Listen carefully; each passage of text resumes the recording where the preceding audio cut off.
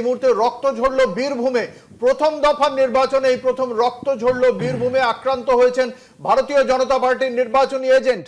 বীরভূমে রক্ত ঝরলো, বীরভূমে ভারতীয় জনতা পার্টির নির্বাচনী এজেন্ট আক্রান্ত হয়েছেন বলে জানতে পারা যাচ্ছে। লাভপুরের ঘটনা আপনাদের জানিয়ে রাখি, বীরভূমে লাভপুরে ভারতীয় জনতা পার্টির এজেন্ট আমাদের সঙ্গে রয়েছেন আমাদের প্রতিনিধি মনা বীরবংশী। মনা, কি জানতে পারা যাচ্ছে ঘটনাটি সম্পর্কে? বিজেপির কি অভিযোগ?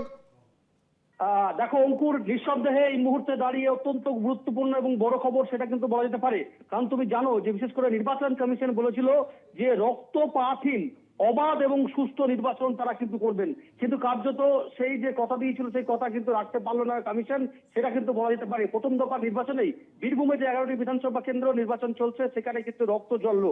যেটা আমরা জানতে পারছি যে বীরভূমে যে লাভপুর বিধানসভা কেন্দ্র, সেই লাভপুর বিধানসভা কেন্দ্রের আমোদপুর লাগোয়া ভ্রমণকর অঞ্চল বলে একটি অঞ্চল রয়েছে।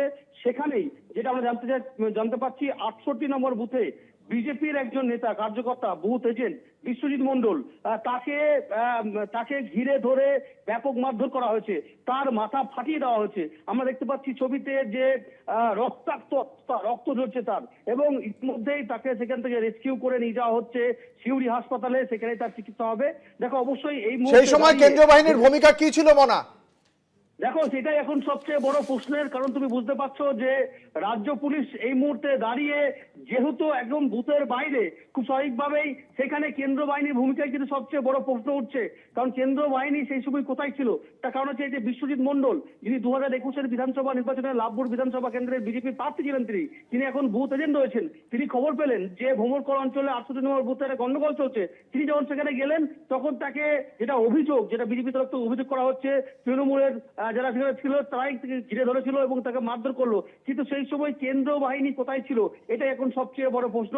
তবে সেই প্রশ্নই কিন্তু তৃণমূল কংগ্রেসের কি বক্তব্য, কারা মারধর করেছে?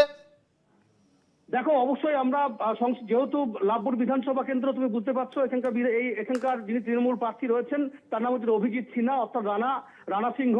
আমরা তার সঙ্গে কথা বললাম, তিনি যেটা বলছেন যে বিষয়টি ঠিক কি কারণে গন্ডগোল হচ্ছে, গ্রামের লোকের হাতে আক্রান্ত হয়েছে কিনা, পুরো বিষয়টা খবর নিয়ে দেখতে হবে, তারপরে তিনি কিন্তু বিবৃতি দেবেন। অর্থাৎ কোনো অভিযোগ দায়ের হয়েছে বিজেপির পক্ষ থেকে? কোনো অভিযোগ দায়ের হয়েছে? দেখো অবশ্যই বিজেপির তরফ থেকে আমরা কথা বলেছিলাম, বিজেপির সাংগঠনিক জেলা সভাপতি যিনি রয়েছেন তিনি যেটা বলছেন, অবশ্যই এই বিষয়টি তারা নির্বাচন কমিশনের কাছে কিন্তু অভিযোগ জানাচ্ছেন, এবং যে ছবি দেখা যাচ্ছে সেই ছবি কিন্তু কার্যত ভয়াবহ। অবশ্যই ধন্যবাদ। আমাদের সঙ্গে ছিলেন আমাদের প্রতিনিধি মনা বীরবংশী।